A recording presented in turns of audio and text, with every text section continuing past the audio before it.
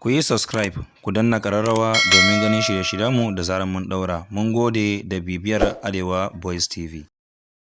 Addinai mutum biyu ko fiye da haka, daga addinai biyu ko fiye da haka su haɗu su tattauna abin da zai kawo musu zaman lafiya, haɗin kai da kuma magance matsalolin rayuwa.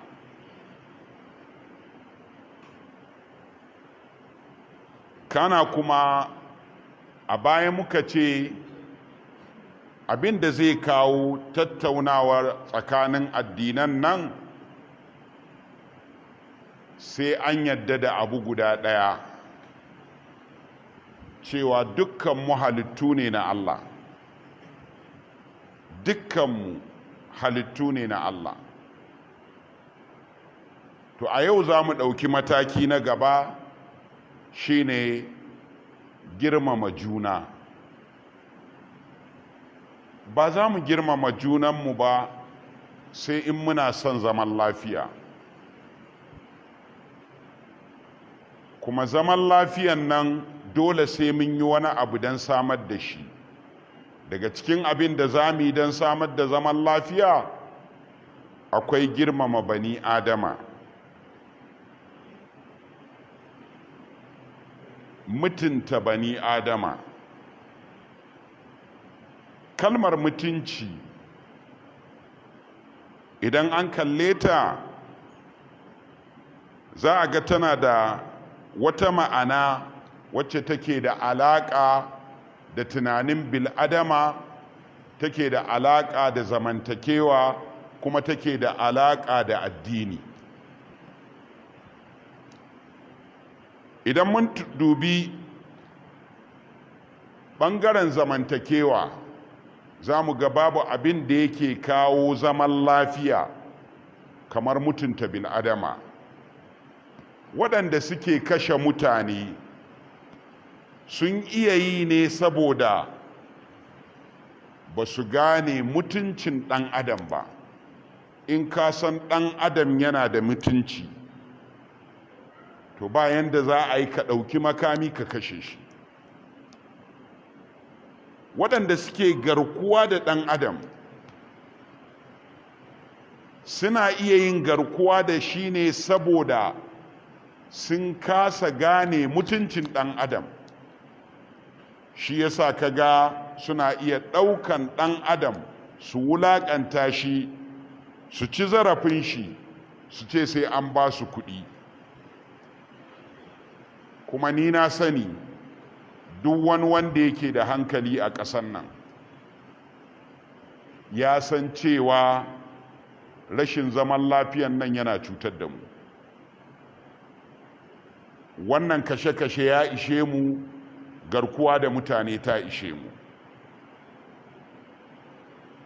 To amma idan ka duba matsayar addini akan mutunta ɗan adam, to za ka ga addini musamman na musulunci yana kallon mutunta ɗan adam ta fuskoki guda uku. Na ɗaya, mutunta ɗan adam a matsayin abin da Allahn da kanshi ya mutunta. Wannan kuma ya shafi kowane ɗan adam, ba sai yana jin yarenka ba, ba sai garinku ɗaya ba, ba sai ya fahimci abin da ka fahimta ba. Domin shi Allah ne ya ce wa laqad karramna bani adama, haƙiƙa mun mutunta ɗan adam. Malaman tafsiri sun yi bayani daban-daban akan me ake nufi da mutunta ɗan adam, amma maganganun nasu suna komawa kan abubuwa uku. Na ɗaya, Allah tabaraka wa ta'ala ya fifita ɗan adam akan dukkan halittu. Na biyu, Allah tabaraka wa ta'ala ya ba wa ɗan adam dama, ya sarrafa mishi al'amuran duniya ya juya su yanda yake so. Ɗan adam yana juya iska ta masa hidima, ɗan adam yana juya dabbobi su masa hidima, ɗan adam yana juya teku ta masa hidima, ɗan adam yana tono abin da Allah ya ajiye a ƙasa ya masa hidima. Wannan mutuntawa ce. Sannan uwa uba Allah ya ba wa ɗan adam tunani, ya ba shi ƙwaƙwalwa da yake amfani da ita. ɗan adam ba zai dawo ƙasa ya komo daidai da dabba ba sai ya ƙi yin aiki da wannan tunani nashi. Idan ɗan adam ya zama yana samar da zub da jini na irin shi, mutum ya kashe mutum, to yanzu ya dawo daidai da dabba. Don haka wa'annan su ne mutunta ɗan adam. Kenan mutuntawa ta farko ita ce wacce Allah ya wa ɗan adam shi da kansa. Mutuntawa ta biyu ita ce ka mutunta kanka. Ɗan adam ka mutunta kanka, kar ka wulaƙanta kanka. Mutuntawa ta uku ita ce ɗan adam ka mutunta wani ɗan adam irinka, domin kai ba za ka samu mutunci ba sai ka mutunta wani. Domin ta inda aka hau ta nan ake sauka, duk abin da ya kewaya to zai kewayo. Idan ka ƙi mutunta ni, to kar ka yi tsammanin zan mutunta ka. Ba a nan magana take ba? Kai ka ƙi mutunta wani kuma wai ka yi tsammanin za ka samu mutunci. Ai abin da yake jawo tashin hankali tsakanin ƙabilu da addinai, ƙabila da ƙabila, wata ƙabilar ta ce ita dole sai ta wulaƙanta wata ƙabilar. Tsakanin addini da addini, wani mai addinin ya ce sai ya wulaƙanta wani. A'a, idan muka zauna a ƙa'idar kowa ya yi addinin shi, amma a wajen zamantakewar unguwa, duk wanda yake unguwan nan abin mutuntawa ne, maƙocinmu ne, kowane irin addini yake yi. A zamantakewar gari, mu zauna duk mutanen gari ne mu, kowa ana mutunta juna. Haka a ƙasa, mu ɗauki ƙasarmu ƙasa ce guda ɗaya, kowane ɗan ƙasa yana da 'yanci, ba sai lallai ya fahimci abin da na fahimta ba. Idan mun yi haka, za mu sami girmama juna. Akwai hanyoyi guda 5 da ake cin zarafin bil'adama, ake wulaƙanta mutuncin bil'adama. Wato, waɗannan hanyoyi za mu iya kallon su kamar haka. Na ɗaya, ana cin mutuncin bil'adama ta hanyar a tozarta shi, a wulaƙantar da shi, a mayar da shi bayi da daraja saboda wani dalili. Na biyu, a mayar da shi ma kaman wata na'ura, wani kayan aiki. Yana faruwa a hanyar kwadago, a ɗauki mutum a dinga biyan shi albashin da ba zai rike shi ba, a samar aikin da dole sai ya yi saboda bai da ƙarfi, saboda bai da kuɗi, saboda bai san kowa ba. Ana yin wannan ta hanyar siyasa, a mayar da 'ya'yan adam su koma kaman ƙidaya, amfaninsu kawai a ƙirga su ranar zaɓe a ci zaɓe. Amma haƙoƙinsu na 'yan ƙasa a tauye shi kamar su ba mutane ba ne. Ana yin wannan ta hanyar kuma abin da ya shafi na uku shine wato a mai da mutum ɗan adam kamar ba ɗan adam ba,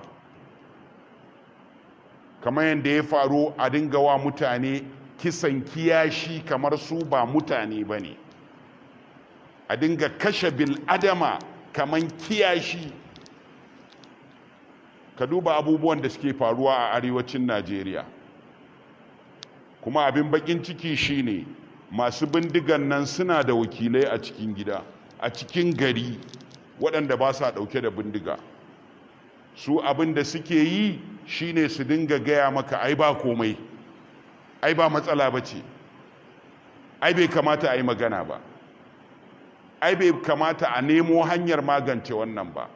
Shi yasa idan aka ce ana so musulmi da kirista su zauna lafiya, sai ka ga wani ya yi tsalle ya ce to wannan sabuwar aƙida ce. Shi fa ba damuwarsa aƙida ba, damuwarsa shine za a zauna lafiya a Plateau, za a zauna lafiya a Taraba, za a zauna lafiya a Benue, za a zauna lafiya a Najeriya. Shi baya so a zauna lafiya, yana so a dinga kashe-kashe. Duk wanda ya ce maka bai kamata a tattauna da addinai don a nemo zaman lafiya ba, to ka tambaye shi, ka ce idan fitinar ta taso wane tanadi ya maka? An yi fitinan nan a jihar Plateau ko ba a yi ba? Ban ji ba. An kashe mutane ko ba a kashe ba? To me aka yi? In ka dinga kirga irin inda aka kashe mutane tun daga Kafancan, Tafawa Balewa, Zangon Katab, Plateau, Taraba, Benue, Gombe, ina ne ba a yi wa'annan abubuwa da sunan addini ba? Wanda duk yanzu yake so ya yi magana, ka tambaye shi to me ya yi a lokacin da ake kashe mutane ɗin? Ba abin da ya yi. Kun tuna a nan masallacin lokacin da na fara maganan a zauna lafiya, kar a fake da addini a kashe mutane, wani anan ya tashi yana kuka, ya ce yanzu shi an kashe kawunsa a Jos, da ƙyar ya gudo, kuma yanzu ya zo masallaci mu ce masa a zauna lafiya? Sai na ce to wannan maganar da kai shaida ce akan lallai in dage in ce a zauna lafiya. Kai ka gudo da ranka, an kashe kawunka ka gudo don kar a kashe ka, mu kuma yanzu kana so mu ce wa mutane in sun tashi daga Juma'a kowa ya je ya kashe wanda ya gani akan hanya. In kashe-kashe na da daɗi, me yasa ka gudu? Me yasa baka zauna an kashe ka ba? Don haka 'yan uwa, mu mutunta junanmu, mu nemi zaman lafiya. Wani zai ce ai su ne ba sa son zaman lafiya. Wannan ba matsala ba ce. Duk wanda baya son zaman lafiya, in ya tilasta mu kar mu zauna lafiya, to shikenan. Amma ba za mu bar shi har ya tilasta mu ba. Za mu yi iya ƙoƙarinmu mu aika da saƙon zaman lafiya zuwa zukatan 'yan Najeriya, saboda kashe-kashen nan mu ya dame mu. Don haka sai mu duba, Allah ya ce ya mutunta ɗan adam, da haka mu mutunta shi. Kuma wani abu da mutane ba su tunani a kai shine, dukkan annabawa sun zo ne da irin wannan saƙon. Dukkan annabawa sun zo da saƙon a zauna lafiya. Ka ɗauki duk annabin da ka samu ya yi rigima da wasu. Annabi Ibrahim shi aka jefa a wuta, ba shi ya kunna wuta yana so ya jefa mutane a ciki ba. Annabi Nuhu shi ne yana sassaƙa jirgin ruwa, ake zuwa a zage shi, ba shi ya zagi wani ba. Dukkan annabawa sun tsaya sun ƙoƙarin kare haƙƙin ɗan adam. Wai ma ka tambayi kanka, me yasa ne Allah tabaraka wa ta'ala ya fasa barin annabi Ibrahim ya yanka ɗansa? Ai annabi Ibrahim ya gani a mafarki cewa Allah yana so ya yanka ɗan shi ko? Inni ara fil manami anni azbahuka fanzur madha tara. Ya? Qala ya abati if'al ma tu'maru satajiduni insha Allahu minas sabirin. Lokacin da annabi Ibrahim ya gaya wa ɗansa ya ce Allah na gani a mafarki zan yanka ka, me ka gani? Ya ce ka aikata abin da aka umarce ka, za ka same ni cikin masu haƙuri. Kaga ɗan ya yadda a yanka shi. Annabi Ibrahim ya yadda zai yanka ɗansa, amma da aka kama hanya aka je sai Allah ya kira shi. wanadainahu an ya Ibrahim qad saddaqta ru'ya. Abinda nake so in nuna anan shine me yasa Allah ya canja. Ba a tambayan Allah me yasa yi kaza, amma ana fito da hikima da ke cikin abu don ku gane. Hikimar da take ciki shine kare haƙƙin ɗan adam. Ɗan adam ba mutum ne, ba abu ne, halitta ce da Allah ya yi ta don a yanka ta ba. Allah ya kawo rago a yanka maimakon Ismail domin mu kiyaye cewa ɗan adam ba an halicce shi don a yanka shi ba ne. To yaya za a yi mu dinga ji ana yanka ɗan adam da sunan addini, kuma ba za mu tashi tsaye mu yi wani abu na magance wannan ba. Wannan maganganu da muke yi suna taimakonmu saboda suna nuna mana 'yan ta'addan da ke ɓoye a cikinmu, waɗanda ko dai ba su san hanyar inda za a samu makami ba, suna jira su samu makami su tayar mana da hankali, ko kuma wakilan waɗancan ne su suke kai musu information, ko kuma a'a tsoro ya hana su yi. To kowanne ka faɗa, mu mun tashi tsaye a ƙasar nan muna kira zuwa gare ku zama masu son zaman lafiya, kar ku yadda da maganar tashin hankali, musamman ma wani ya ɓoye a bayan addini ya ce muku ai ya kamata a yi rigima da waɗanda ba musulmai ba. Ba da wannan tunanin aka fara mana Boko Haram ba? Ina tambaya, ba da tunanin addini aka kera mana Boko Haram ba? Ban ji ba. Da shi ne ko? To yanzu muna so mu sake samun wani sabon Boko Haram din? Wannan tsohon ma ba a gama da shi ba tuku. Saboda haka mu kame bakin marasa kunyar mu da suke so su tsokano mana fitina. Idan mutum yana zagin addinin wani a gabanmu, to mu ce masa ba ruwanmu da wannan, mu karka kawo mana fitina. Su yi addininsu mu yi namu. Kuma idan akwai hali, matsalar tsaro tana bukatan a tattauna, muna iya zama da su mu tattauna ya za a yi mu samu tsaro. Idan maganar kiwon lafiya ta zo, in akwai hali mu zauna da su mu tattauna mu yi maganar kiwon lafiya. Wannan ita ce matsayarmu, kuma muna ganin iya gudunmawar da za mu ba wa ƙasarmu kenan a zauna lafiya. Mu ba za mu ɗauki makami ba, kuma ba za mu umarci wani ya ɗauki makami ba, kuma ba za mu yi goyi bayan mai kashe-kashe ba, kuma ba za mu taɓa goyon bayan wanda ya ƙi magance kashe-kashe ba. Wannan ita ce matsayarmu. Muna fata Allah tabaraka wa ta'ala ya zaunar da ƙasarmu lafiya. Muna fata Allah tabaraka wa ta'ala ya zaunar da ƙasarmu lafiya. Allah ya sa son zaman lafiya cikin zukatanmu. Allah ya sa son zaman lafiya cikin ayyukanmu. Allah ya sa mu gama lafiya.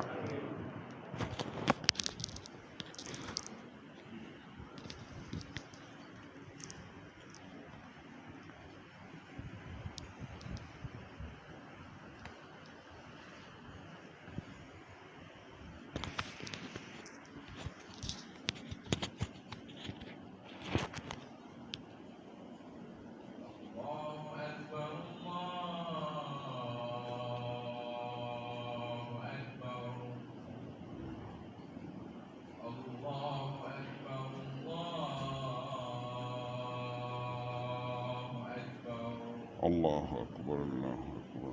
أشهد أن لا إله إلا الله. أشهد أن لا إله إلا الله. أشهد أن لا إله إلا الله.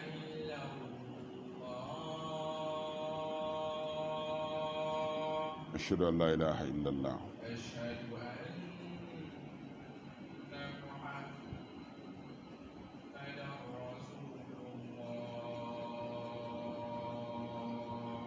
أشهد أشهد أن محمد رسول الله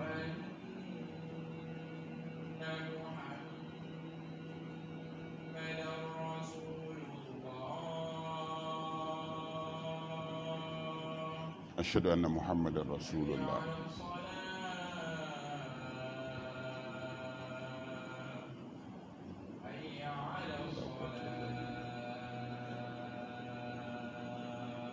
لا حول ولا قوة إلا بالله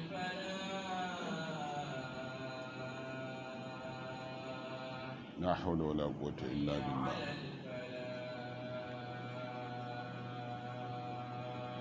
لا حول ولا قوة إلا بالله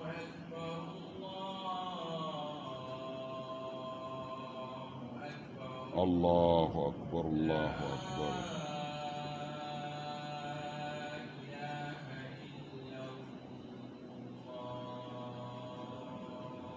لا إله إلا الله وحده لا شريك له له الملك وله الحمد يحيي ويميت وهو على كل شيء قدير اللهم رب هذه الدعوة التامة والصلاة القائمة آت محمدا الوسيلة والفضيلة إن الحمد لله تعالى نحمده ونؤمن به ونتوكل عليه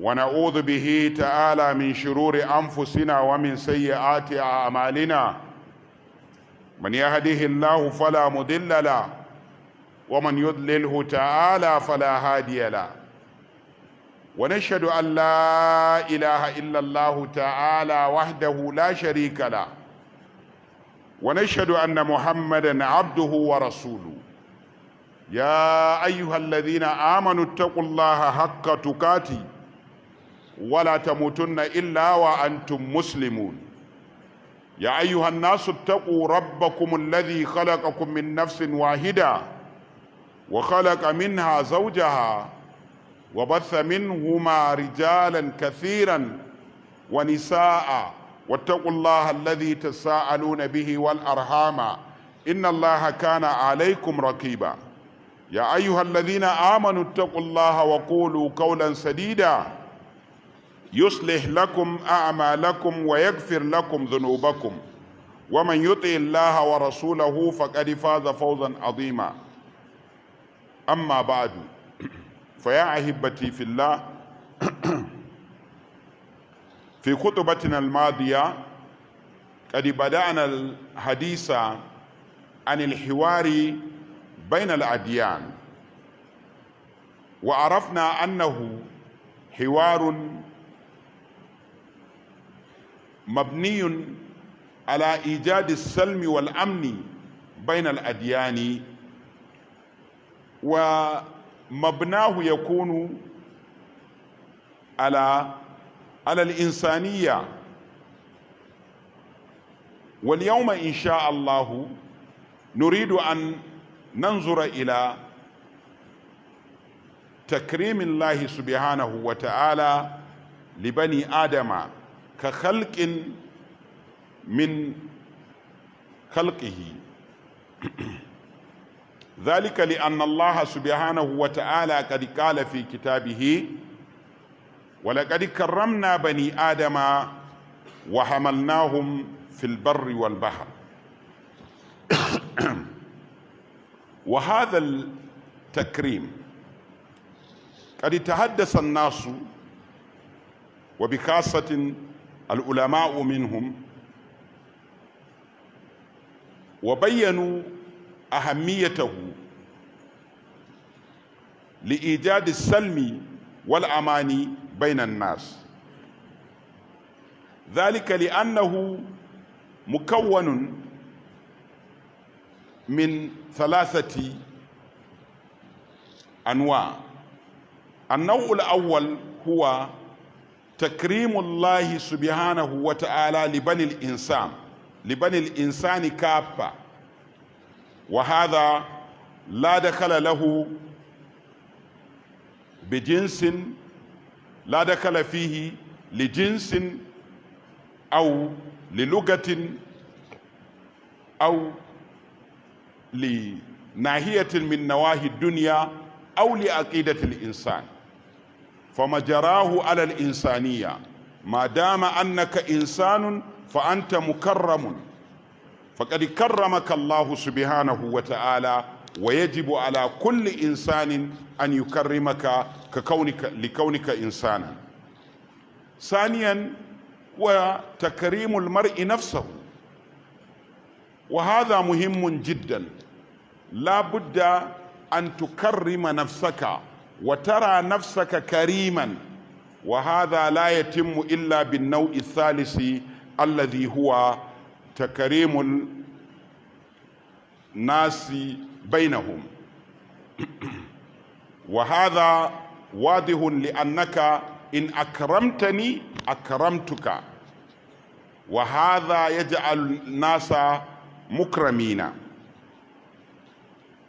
لكننا إن أردنا أن نفهم غاية التكريم فعلينا أن ننظر إلى حياة الأنبياء فنراهم كلهم جاءوا برسالة تكريم الإنسان كإنسان. إذا أخذنا حياة الأنبياء جميعا يطول بنا الحديث، لكننا نستطيع أن نقتصر على مثال واحد. لماذا أمر الله سبحانه وتعالى إبراهيم أن يضحي بابنه، ثم أخيرا فدى هذا الابن بكبش؟ ذلك لأن الله سبحانه وتعالى يريد أن نتعلم أشياء كثيرة، من أهمها أن الإنسان مكرم، لذلك لا ينبغي أن يذبح. وهذا إذا فهمناه نرى أننا في بلادنا في نيجيريا لا بد لنا التفكير. لماذا نرى أن بعض الناس يذبحون أناسا ويلتفتون أو يلجؤون إلى ديننا ويقولون هذا هو الدين؟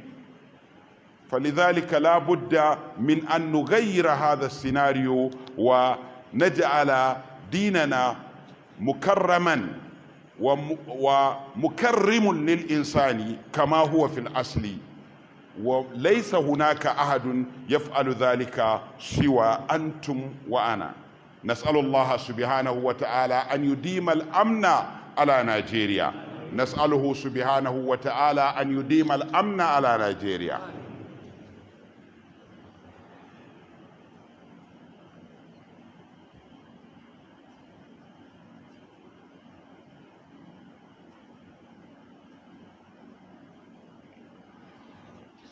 All praises and glories are due to Allah subhanahu wa ta'ala. We thank Him, we believe in Him, we bear witness that there is no deity worthy of being worshipped except He subhanahu wa ta'ala. And Muhammad sallallahu alayhi wa sallam is the final messenger of Allah. Brothers and sisters in Islam, this is the second edition of our sermon on interfaith dialogue. At the beginning, we have understood the meaning of interfaith dialogue, which simply the central issue is humanity. I want to believe that one of the important features of religion is protecting human dignity and promoting common good. A practical solution of social problems must be seek from religion. Otherwise, that religion stands not to depend itself as sent by God. Therefore, our discussion today is all about human person as dignified by Allah subhanahu wa ta'ala. By definition, Dignity is the right of a person to be valued and respected for their own sake, not for anything. To be valued and respected for their own sake, for their own self, not because of anything. Man is important, is honorable because of what? Because he is human being. Not because he can speak your language, not because he is living in the same area with you, not because he is doing something the way you are doing, or because he believes in what you believe, but because he is human being. There are three categories of human dignity or human respect. The first one is the general dignity bestowed by Allah subhanahu wa ta'ala upon every human being. And the second one is self-respect. But the second one cannot be achieved without achieving the first one and the last one. What is the last one? Respecting one another. You can't be respected if you don't respect humanity. And you can't be respected if you don't respect me. I respect you for me to gain your respect. Therefore, it is vital for us to understand that Islam is all about humanity. And humanity must be seen from the light of Islam. Because Islam told us that وَلَقَدْ كَرَّمْنَا بَنِي آدَمَ. Allah had honored human beings. Therefore, we must respect human beings. And to do so, we must understand that all the apostles, all the prophets, all the messengers of Allah came with the message of humanity to protect human lives. We have numerous examples from the history of the prophets, from the biography of the prophets. But time will not permit us to take all of them. But let me take an example from the life of Abraham alayhi salam. Why did Allah subhanahu wa ta'ala change from slaughtering Ismail to slaughtering Aram? We cannot ask Allah what he did and why he did. But we can ask ourselves to derive an information from it. And if we do so, we can identify one important thing, that Allah subhanahu wa ta'ala intended for us to understand that men are not created to be slaughtered like animals. And as such, we must protect lives and properties. And that is our mission of interfaith. And if you see anybody saying no to interfaith dialogue, he is only telling us one message, that he is against peace of our society. He is against Nigeria, having a peaceful Nigeria. And therefore we can easily identify him as an enemy of Nigeria, enemy of peace, an enemy of humanity. And we can't allow those bad eggs to overpower the majority peace-loving Nigerians. I want to believe that Nigerians are peace-loving people. If you are for peace, kindly raise up your hand. I want to see those who love peace. Masu kaunar zaman lafiya dan Allah su daga hannunsu.